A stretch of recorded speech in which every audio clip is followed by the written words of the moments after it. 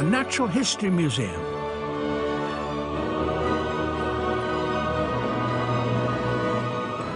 One of the most popular of all London's attractions.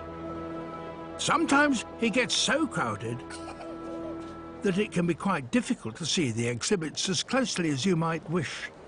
Ladies and gentlemen, the museum is going to be closing in 5 minutes, so please make your way towards the exits. Thank you.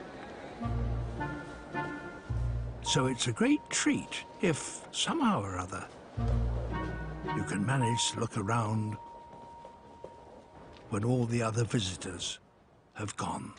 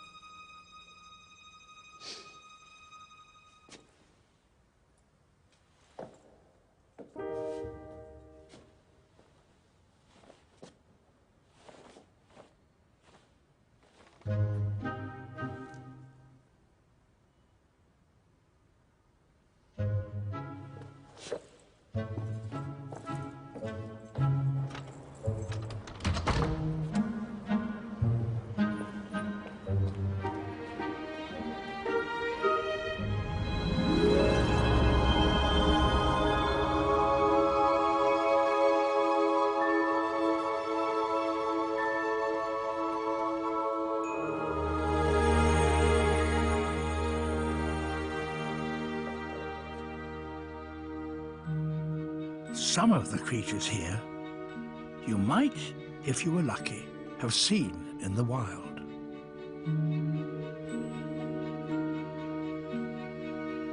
But there are certain ancient animals that we'll never see with our own eyes,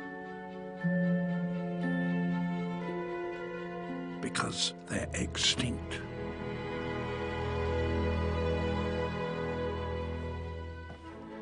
And among them are one or two mysterious, not to say suspicious characters that I would like to examine as they were when they were alive.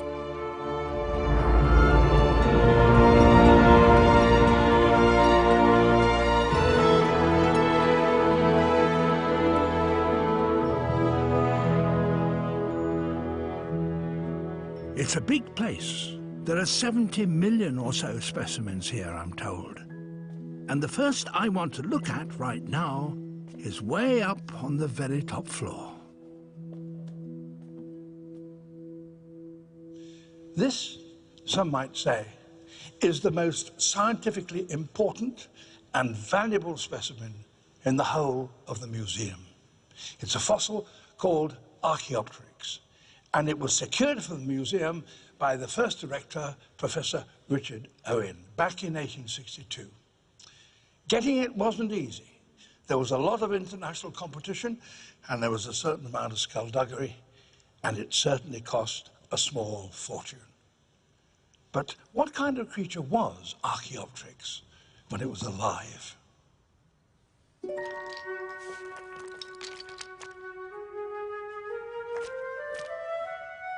It had two long leg bones, so it must have stood upright. A bony tail and a long neck.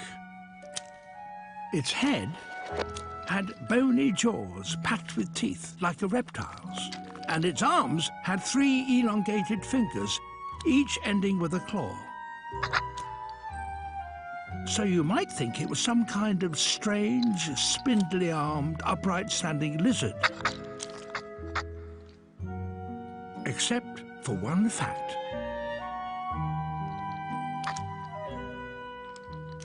There is evidence of more than just bones on its slab. Feathers.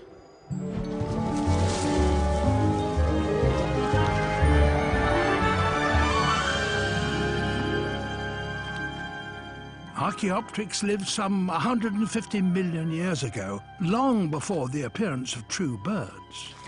Those feathers on its arms certainly enabled it to glide.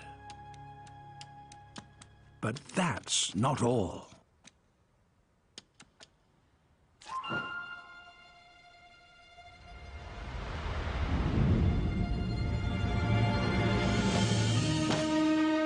It had powered flight. Marks on the bones show that there were enough muscles attached to them to enable it to flap. Not only that, a recent scan of its skull showed that its brain would have given it the senses and reactions that are needed for accurate control in the air. This creature was half reptile, half bird. It was the first proof that in prehistory there were intermediate forms that link the big, very different groups of animals that we know today.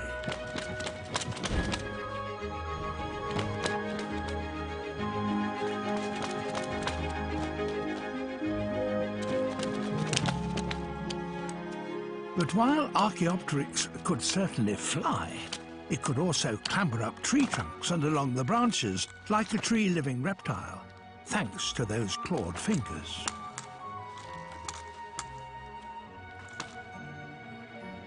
There were insects flying around at that time, and Archaeopteryx's teeth show that it was a hunter.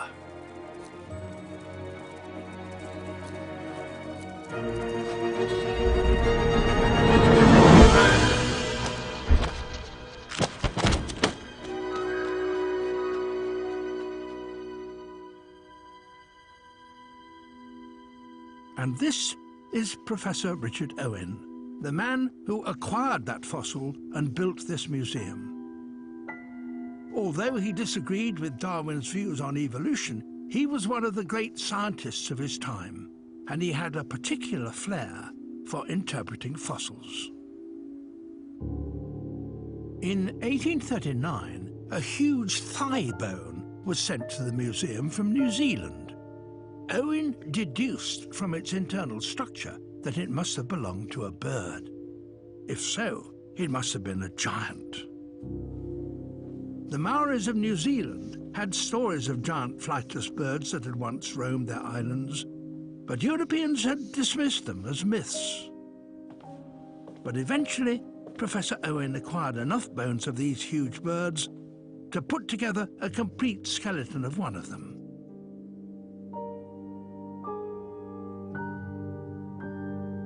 This was no myth.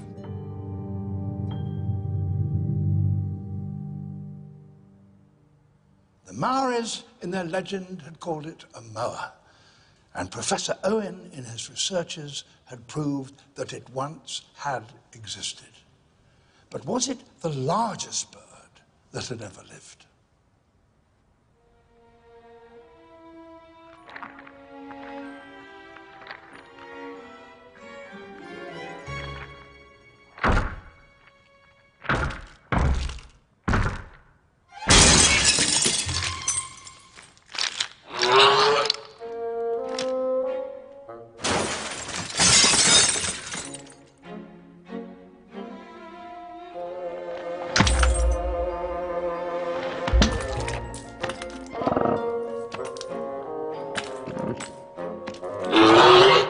There were several different species of moa, but this one was the biggest.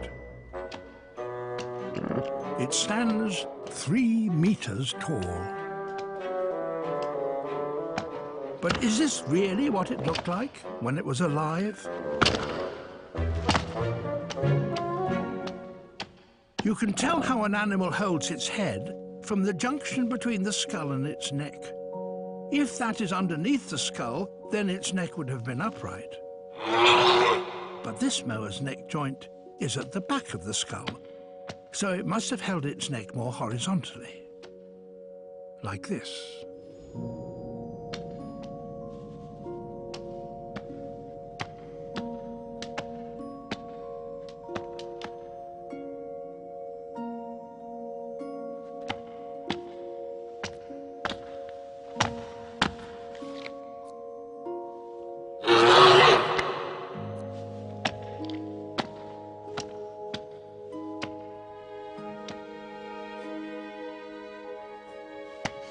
So, was the giant moa the biggest bird that has ever existed? Well, if it craned up its neck, it was almost certainly the tallest.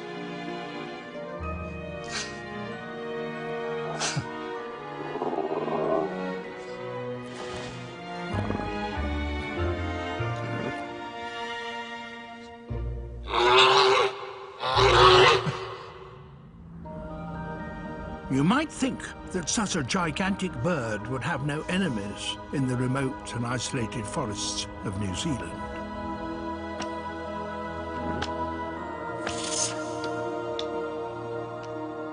Well, there's also a Maori legend of a huge predatory bird, an eagle, that existed at the same time. And what is more, there are bones to prove it.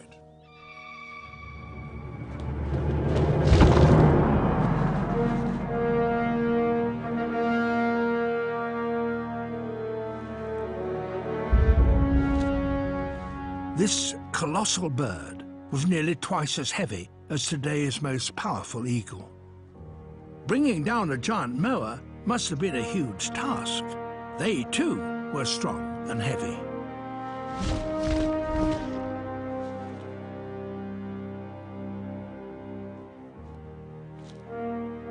But the eagle had powerful eyesight.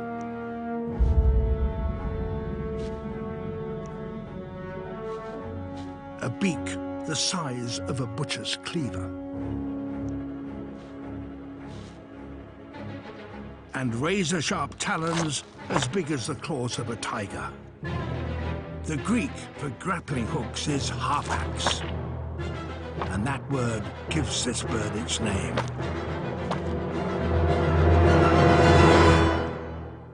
This is Harpagornis.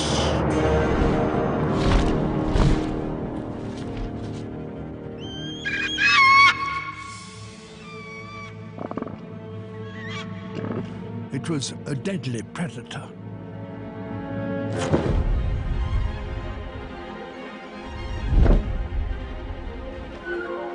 It was the largest eagle that has ever existed.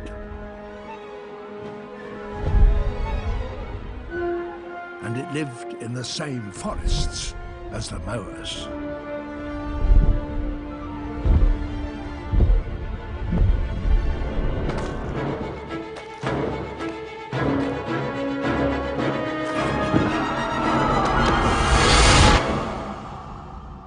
We know that Harpagornis preyed on moas because moa skeletons have been found with holes stabbed through their pelvic bones that exactly match the grasp of the eagle's claws.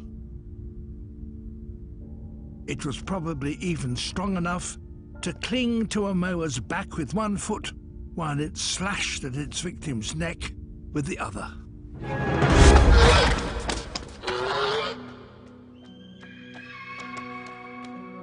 But it looks as if this moa is going to escape.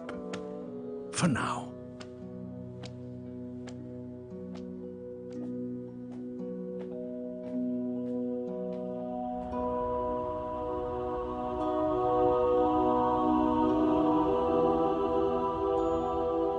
As well as its millions of specimens of animals and plants, the museum also has huge and fascinating archives, scientific journals from all over the world, letters from explorers, even posters and handbills, if they have anything to do with natural history. In the 19th century, when Professor Owen was in charge of this museum, new and extraordinary things were turning up from all over the world, and Professor Owen was very keen that his museum should have the best of them. He secured the Archaeopteryx from Germany, the moas from New Zealand, but sometimes really strange things turned up on his very doorstep. And there were certainly lots of very odd creatures being exhibited around London in Victorian times. This print shows an extraordinary monster that was being displayed in Piccadilly. An American showman called Albert Koch was charging a shilling a head to have a look at it. Professor Owen decided to investigate. He felt sure that something was wrong with it, but nonetheless he was intrigued, and he bought it. When he'd got it back to his museum, he was able to examine it in detail.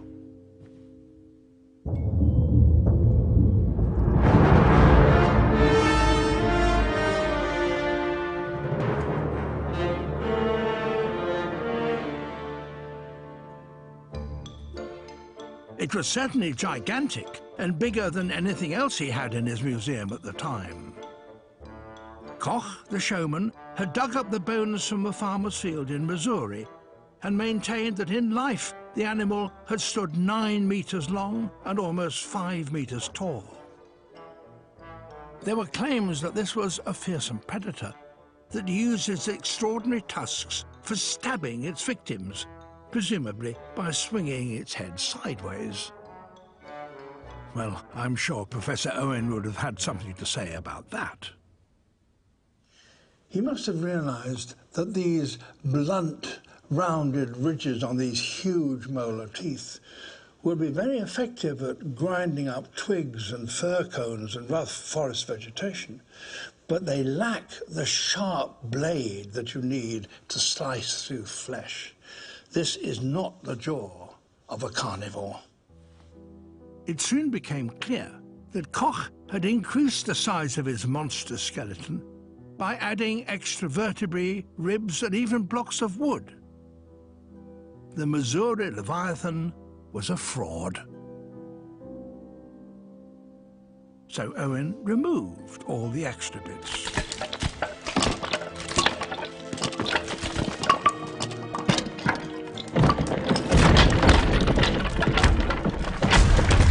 And then he put the real bones back together in their true form. Finally, he detached those astonishing tusks and put them back in the correct way. It seems obvious now, but in life they had pointed in much the same direction as those of a modern elephant.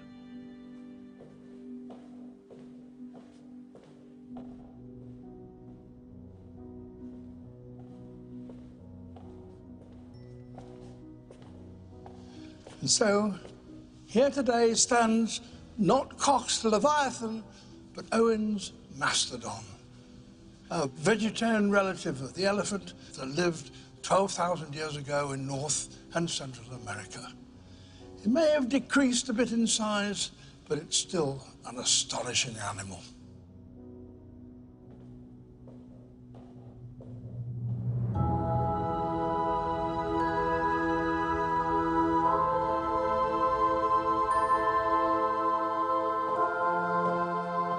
Our understanding of the mastodon is a lot more accurate today, thanks to Professor Owen. But it was not the only creature in his museum to be the victim of misrepresentation. This poor old bird is a dodo.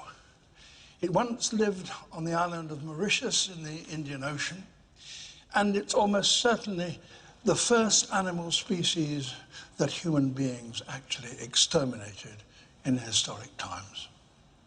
And so now we talk about being as dead as a dodo. But in spite of its fame, this one is a fake. Its feathers come from a goose, its feet were modelled on a turkey, and its beak, I suspect, is plaster. The museum can be forgiven because no skin or feathers of the dodo survive. Its image was influenced by pictures like this one, painted by a 17th century Dutch artist, Roland Savory. But he had never seen a living dodo and based his image on accounts by seafarers. I've often wondered whether dodos actually look like that. But unfortunately, they'd all disappeared before anyone could get a good look at them. Until now.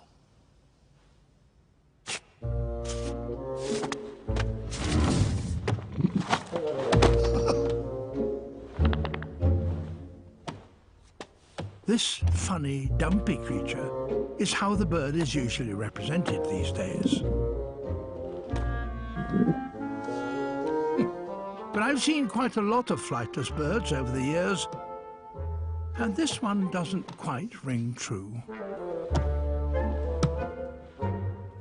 An examination of the way its thighs join its pelvis has shown that in life it actually stood much more upright.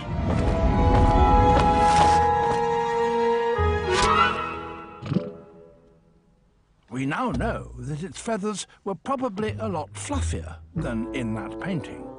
We also now know that it was related to the pigeon, and some experts suggest that it made a pigeon-like call, doo-doo, doo-doo, which gave the bird its name.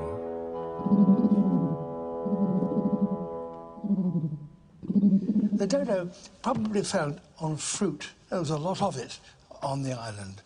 I'll try him with a bit. Come on. What do you make of that? Ow! That's a very powerful beak. In fact, it may well have been adapted for crushing shells and crustaceans for the sake of the calcium. And there's a female. Maybe she is another reason why they had such large beaks to show off with during courtship.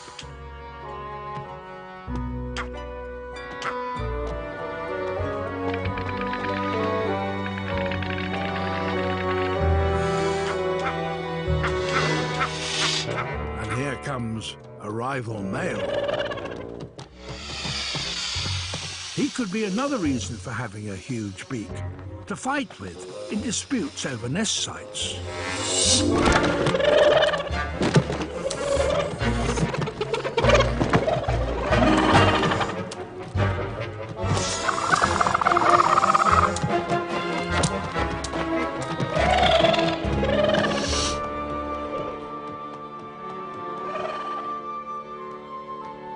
Until now, no one has ever seen a dodo egg, so no one knows how big it was.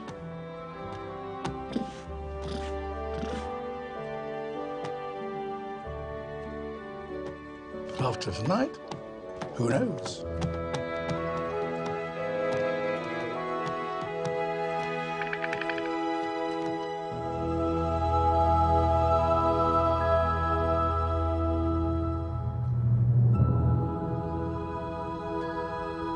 Science has revealed the truth behind many a myth and discovered some creatures that are so odd as to be scarcely believable. But there is one story that is still remarkably persistent. Back in 1951, a famous Himalayan explorer and mountaineer, Eric Shipton, came across some footprints across a high snowfield that looked as if they'd been made by some kind of giant ape. Shipton's Sherpa companions had no doubt about what had made them. A yeti, an abominable snowman. Well, there is one small, insignificant-looking specimen in the storage vaults down here that could perhaps explain those prints. It was found in a shop in Hong Kong that sold Chinese traditional medicines.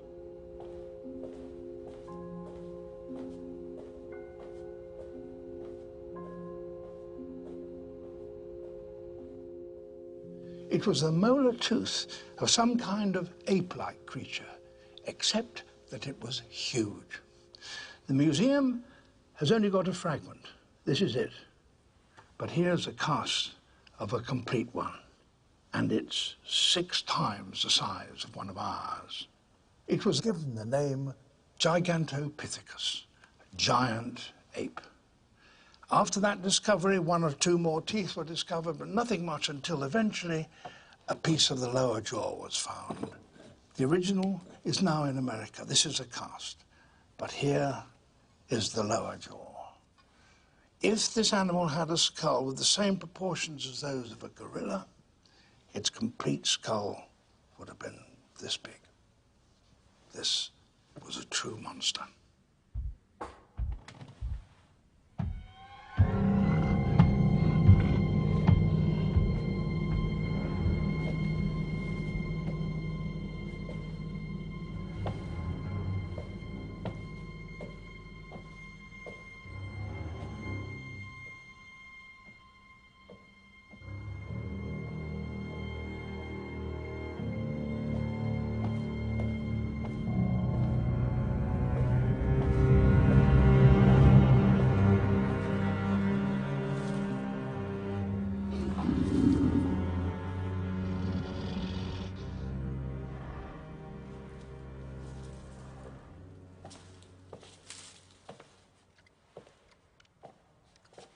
So we know a huge ape did exist, Gigantopithecus. He could well have stood 3 meters tall, in which case it would have been 8 times as heavy as I am. And if you're as heavy as that, you don't spend much time climbing in trees because they won't support you. So the likelihood is that his arms are quite short and he walked upright. He was bipedal. Get out of the way.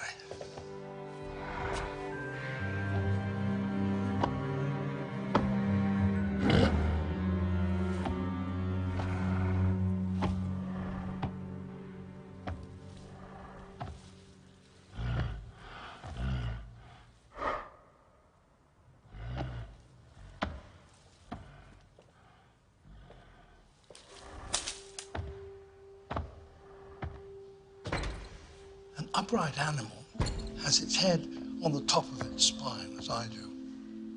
And if that head is to be well balanced, it's better not to have a long muzzle, but a rather flat face.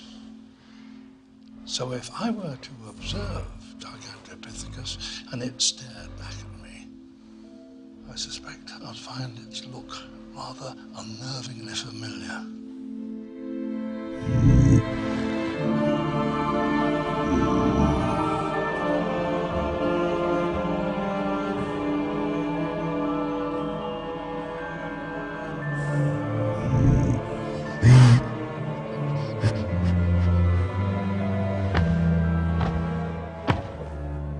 Gigantopithecus is commonly thought to have died out several 100,000 years ago. But sightings of the Yeti continue to be reported. So is it possible that some kind of giant ape, maybe even Gigantopithecus itself, still survives somewhere out in those remote Himalayan mountains?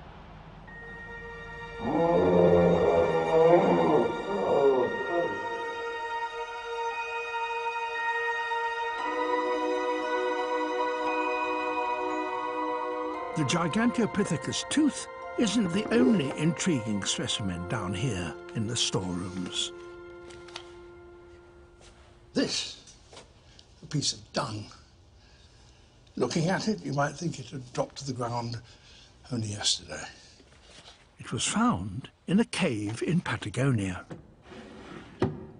And with it, a piece of skin, like this, covered in a very coarse, bristly hair, and on the underside, mysterious white bone nodules, as though it was a kind of armor. No known creature alive today has armored hide like this. If it still survived, it would be a truly extraordinary discovery. So, at the end of the 19th century, explorers and scientists started a search for it. In fact, the dung and the fur appeared to be recent only because they'd been in effect freeze-dried in that ancient cave. The creatures themselves had died out some 10,000 years ago. But explorers did find their skeletons. They were giant sloths that lived not in trees as modern ones do, but on the ground. And this one had immense claws.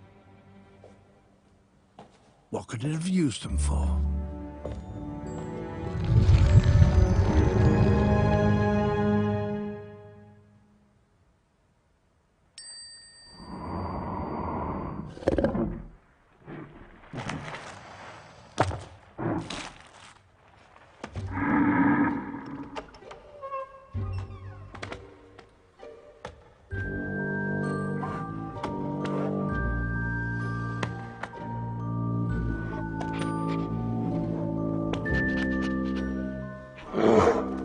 ground sloths probably spent most of their time on all fours, but nonetheless they were perfectly capable of rearing up on their hind legs. And when they did that, they probably stood about 3 meters tall, which is as tall as a grizzly bear, if not taller.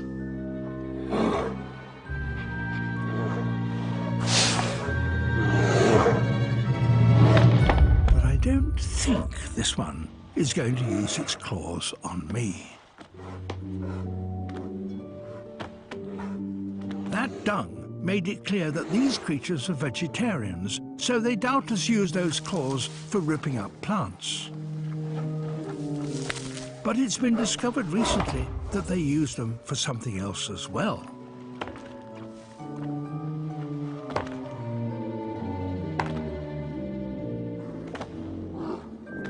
Something that seems rather surprising for animals of their great bulk.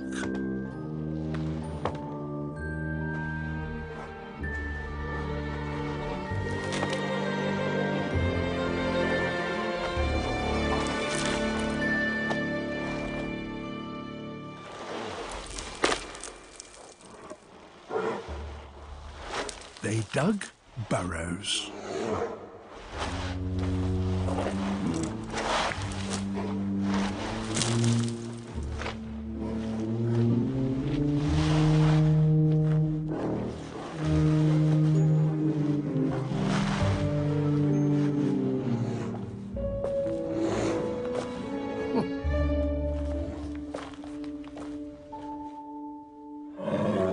Huge excavations like this have been found all over Patagonia, and we know they were made by giant sloths because scratches on the walls of the burrows exactly match their claws.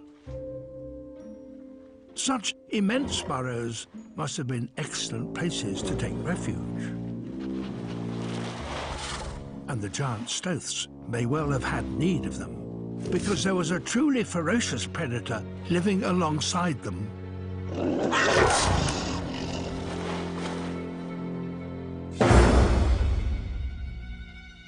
A great cat with immense saber-shaped teeth. Smilodon. For me, there is no more alarming animal in the whole museum than this. And its skeleton is perfectly preserved because about 10,000 years ago, it wandered into a pool of naturally occurring tar oozing from the ground in California. In general shape, it was somewhat like a lion, but more muscular and much heavier. And those saber teeth were really sharp. No wonder the giant sloths needed burrows in which to take refuge.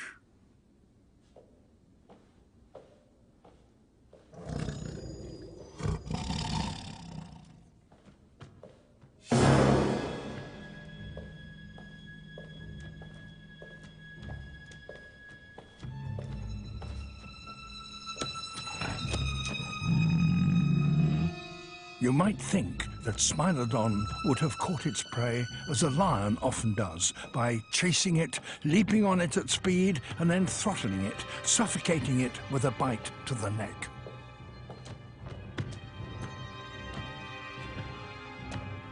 But Smilodon stalked its prey, creeping quietly across the plains until it got really close.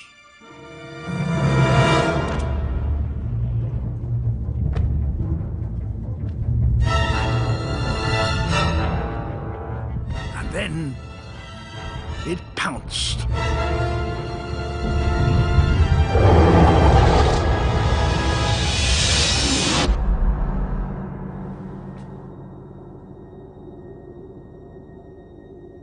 Smilodon couldn't throttle its prey with those huge teeth, and they were too brittle to slash. They would shatter if they struck bone. Instead, the animal would have first used its great weight to pin down its victim. Then it would have used its sabers like blades to slice open the soft flesh of its victim's throat. But these terrifying hunters had a rather touching side to their characters. Tigers today are solitary hunters, and when one gets too old to hunt successfully, it dies. But skeletons of really elderly saber-tooths have been discovered, which suggests that not only did Smilodon hunt in packs, but when members of the family were too old to hunt for themselves, they were allowed to take a share of the kill.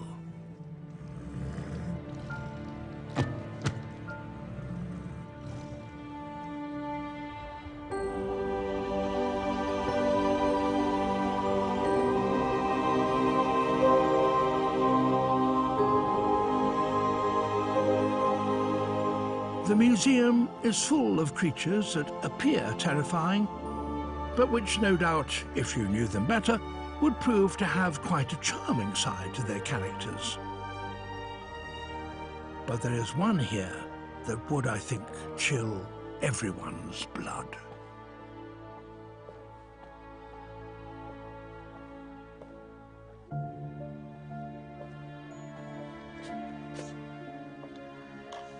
This is a vertebra from the backbone of a modern snake.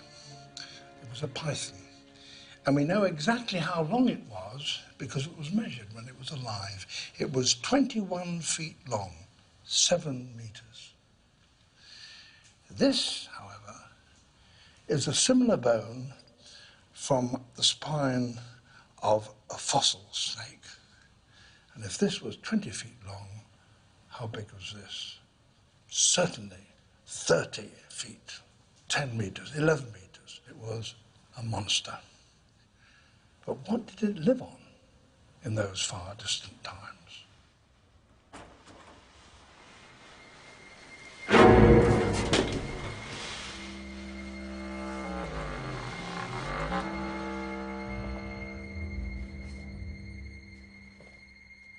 Maybe if I follow it, I'll find out what it ate.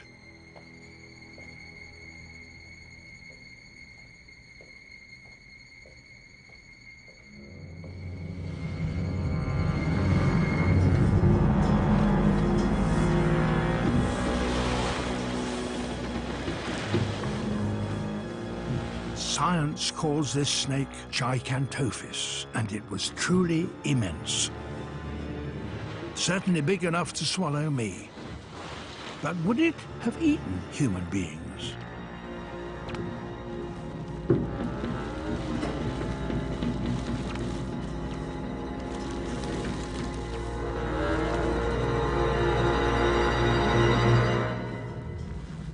It might well have done if we had both been around at the same time, but it lived 40 million years ago and had become extinct long before human beings appeared on Earth.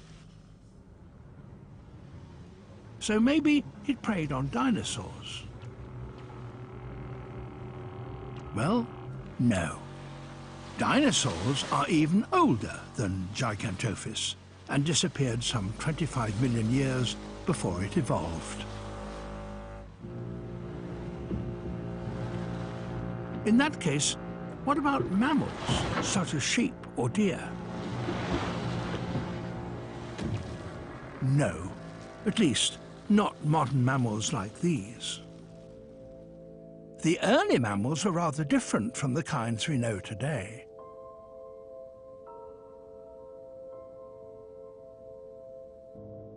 This is a model of a prehistoric elephant that was unlucky enough to wander about the planet at exactly the same time as Gigantophis, about 40 million years ago.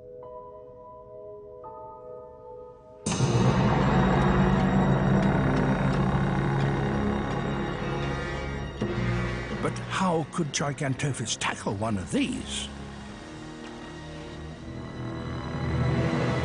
Well, it didn't use venom to kill its prey.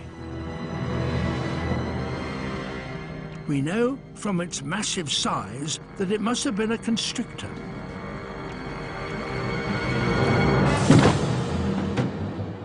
Constrictors, having seized an animal with their jaws, wrap their coils around their prey and squeeze so hard they stop their victim's heart and it dies within a few minutes.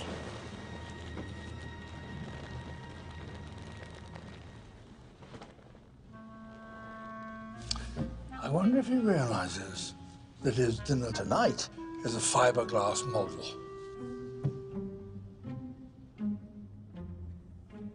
I'll leave him to it.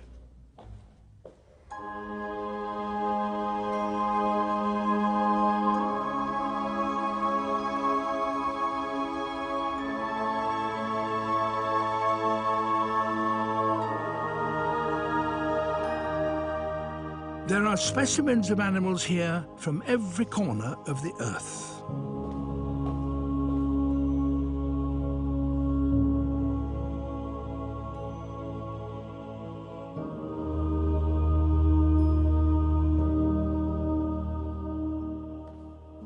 But it was much closer to home, on the south coast in Dorset, that a group of amateur Victorian fossil hunters discovered these amazing fossilized creatures.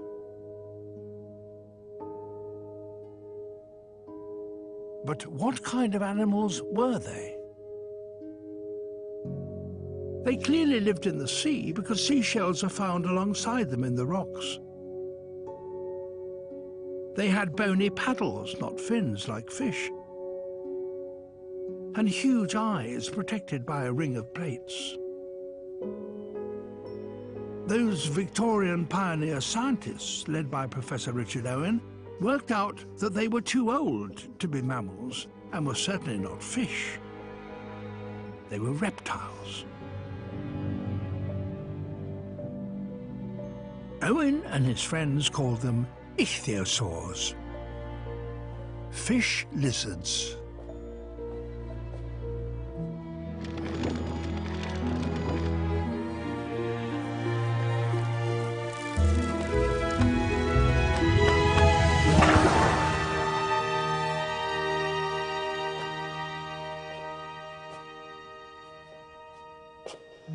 Now it's got skin and flesh on it, you can see how remarkably similar it is to today's dolphin.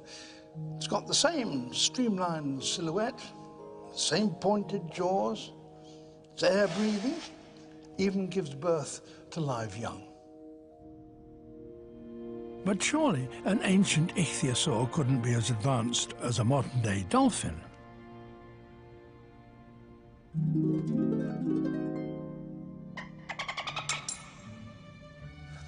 Or could it?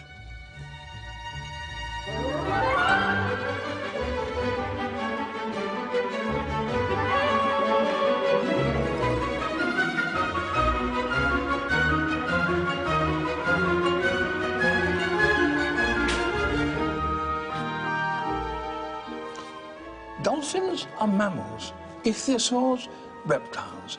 Very, very different groups. They're not at all closely related, and yet they both have very similar body shapes. They're a remarkable example of what's called convergent evolution. Two groups of unrelated animals that have evolved similar bodies to suit the same environment. But there are some differences. Dolphins beat their tails up and down like their cousins the whales. Ichthyosaurs, as is clear from their fossils, had tails like fish that beat from side to side. And dolphins only have 2 flippers, whereas ichthyosaurs had 4. So, is it possible that ichthyosaurs were as fast in the water and as agile as dolphins, if not more so? I wonder who would win in a competition.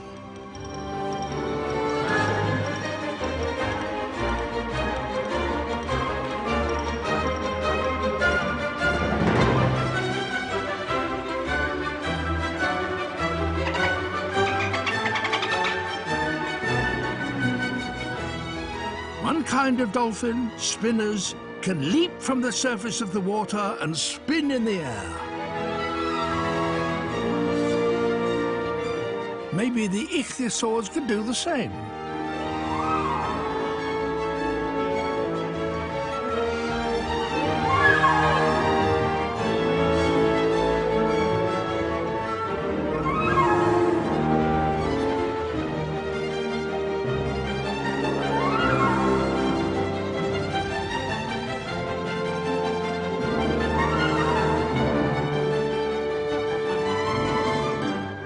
We know that ichthyosaurs lived and evolved on this planet for many millions of years more than dolphins have done so far.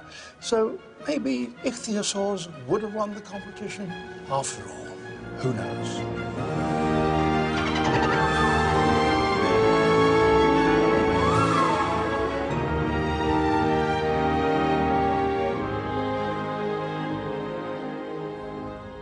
While the ichthyosaurs and other marine reptiles ruled the seas 150 million years ago, another group of reptiles dominated the land. They lived long before big mammals, let alone human beings. There were hundreds, probably thousands of different kinds, and they came in all shapes and sizes. They are perhaps the most famous and dramatic of all prehistoric creatures, and they were first identified and named here in Britain. They were the dinosaurs.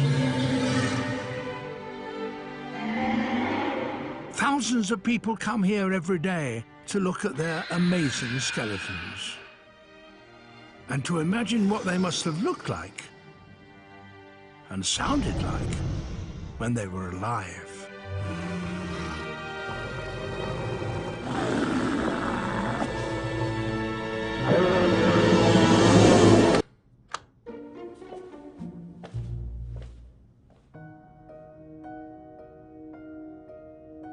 It's hard to imagine a time when the world didn't know about dinosaurs. But until relatively recently, nobody knew they had ever existed, let alone that they once ruled the world. The story of their discovery starts in the 1820s, when a doctor named Gideon Mantell, living on the south coast of England in Sussex, picked up something odd in a sandstone quarry. And this is what he found. It's clearly a tooth of some kind. This is its outer surface. And in shape, it's very like the tooth of a living lizard, such as an iguana, which is why the animal it belonged to came to be called iguanodon, iguana tooth. And with it were a number of other bones. They were the hips and back legs of some kind of giant reptile. More of them were discovered, and soon there were enough to get some idea of what the whole animal had looked like. One odd little bone seemed to have nowhere to go, so the reconstructors put it on the end of its nose, making the animal look like some kind of reptilian rhinoceros. It was like nothing anyone had ever seen before. So, a great fossil hunt started in the quarries of Sussex, and eventually the bones of several different kinds of big animals were discovered. They were brought here to the museum. Professor Owen examined them, and he decided that they should belong to a completely new kind of animal, an animal he called a dinosaur, terrible lizard. In due course, more complete skeletons of iguanodons were discovered, and it became possible to reconstruct them with greater certainty. Iguanodon could stand upright. It had small arms and was over 25 feet, 7 meters tall. And that horn on its nose was actually a spike on its thumb.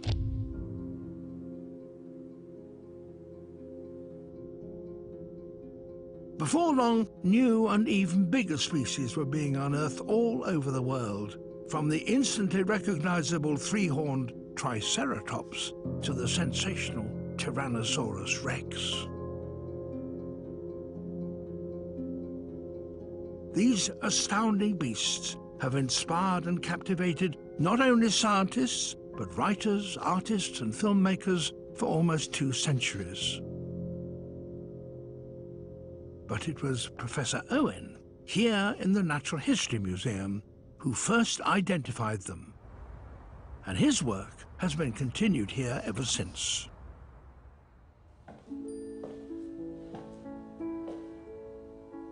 This is the laboratory where the museum prepares its fossils for study and for display.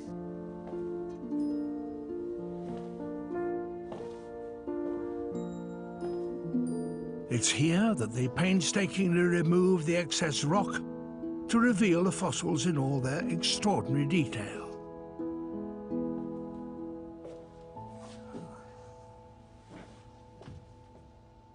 This is the fossilized egg of a dinosaur, one of the first to be discovered, and it was found close to some bones of a sauropod dinosaur. Sauropods, this is the model of one, were gigantic vegetarian dinosaurs that wandered around on four legs. There are lots of different species of them. They're found all over the world, and they're the biggest land animals that have ever existed. Of course, you can't prove that it was a sauropod that laid this egg. But I would like to think that it was. The weight of the sand that eventually covered it squashed it. But if we could see it when it was first laid, we would see that it's much rounder than a chicken's egg, more like that of a turtle or a crocodile, and of course, very much bigger. Sounds like something's in there. But how will that something make its way out? Most dinosaur eggs are shell filled with rock. But not so long ago, someone in South America found a sauropod egg, and inside there was a baby sauropod. And on its nose, it had a little egg tooth. Birds and crocodiles have the same sort of thing. They need it, as the sauropod did, in order to be able to break out of the shell. Oh.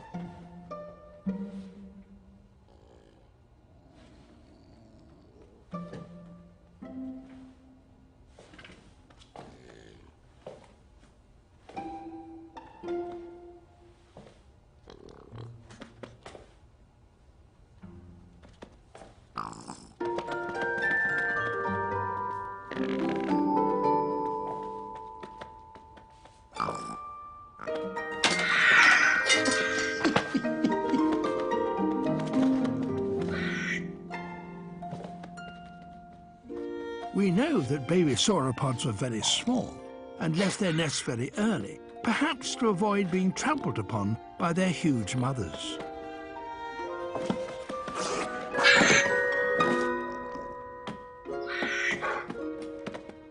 They probably hid in the forest until they grew large enough to join the herd of adults.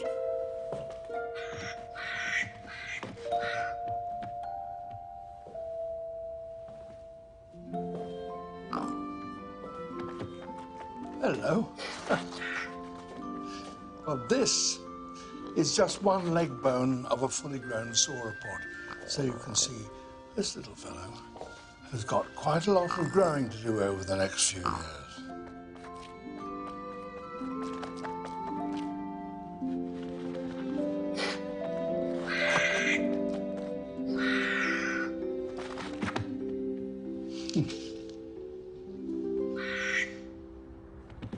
The museum, of course, has the skeleton of a fully grown sauropod, of a kind. And its story is one of kings and millionaires. Back in 1902, King Edward VII, then Prince of Wales, saw a picture of a huge sauropod replica, one of the biggest yet discovered, whilst visiting the Scotsman-turned-American millionaire Andrew Carnegie at his castle in Scotland. The prince immediately said, "Well, I would like one of those." And in those days, what princes asked for, they got.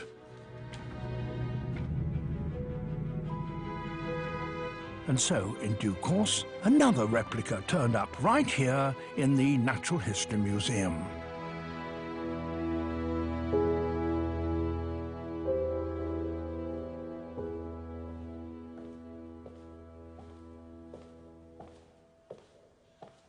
it is. There are two ways of pronouncing its scientific name. It's either Diplodocus or Diplodocus. Either way, it's a bit of a mouthful. So I'm going to use the nickname that is commonly used around here. This is Dippy. And what's more, although there's no way of being sure whether it was male or female, I'm going to assume that Dippy was female. But what did Dippy look like when she was alive? This strangely shaped fragment of a dinosaur called Edmontosaurus was mummified before it was fossilized. So not only the bones, but the skin was almost perfectly preserved. And it was covered in small scales. They didn't overlap like those of a lizard, but formed a close-fitting mosaic. Maybe Dippy was like that too. But what about her colour? My suspicion is that Dippy, like many large mammals today, such as elephants or rhinoceros, was a general all-over neutral plain colour. So if we add a little bit of skin and flesh, we can get some idea of what she actually looked like.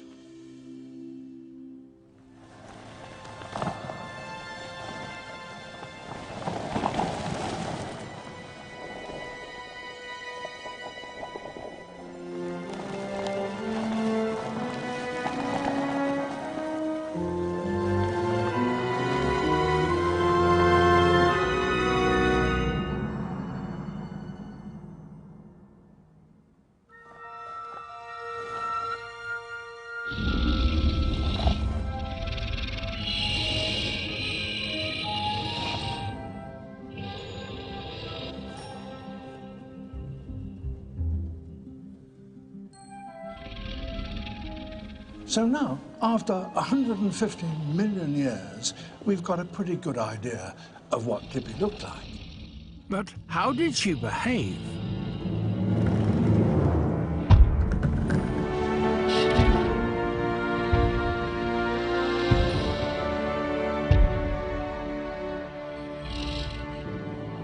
Well, animals her size and weight must have moved in a rather ponderous way.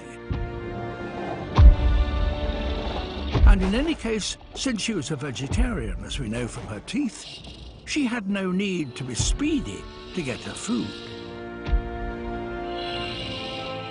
But it's the tiny bones in Dippy's inner ear that can give us a clue as to what she sounded like. These little bones are basically the same shape as that of the dinosaur's closest relatives, birds. The range of sounds a bird hears is related to its size. A small bird makes and hears high-pitched sounds, whereas large birds communicate with low-pitched sounds. So huge Dippy, with her inner ear bones shaped like those of a bird, could probably hear very low-pitched frequencies of sound. And she could probably make them, too.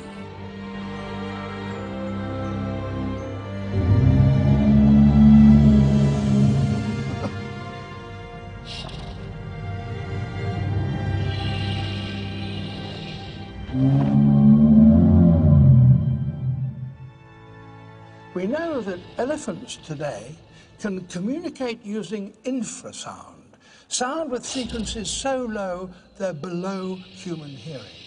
And those sounds travel through the ground, sometimes for many miles, and are detected by elephants through their large, flat, sensitive feet. Dippy, too, had large, flat feet. So maybe the giant dinosaurs communicated with one another in much the same way, as well as by bellowing.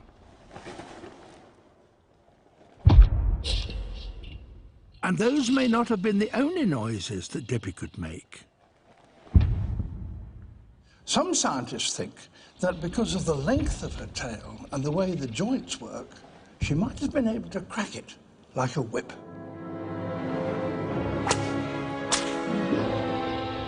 The muscular strength that enabled her to hold her tail above the ground meant that she could, if necessary, use it as a weapon.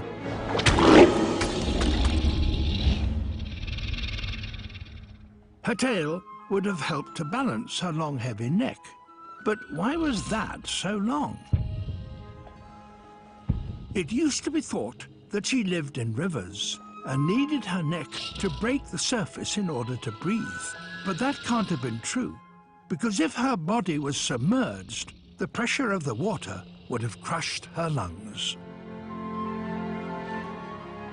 The most likely explanation seems to be that her huge neck helped her reach vast quantities of leaves. Sweeping it from side to side, she could cover a larger grazing area. She could also push her head between forest trees to reach ferns and other ground vegetation. But in order to reach the highest, most succulent leaves in the forest, it seems likely that Dippy would have reared up on her hind legs. Come on, Dippy. Breakfast. Come on.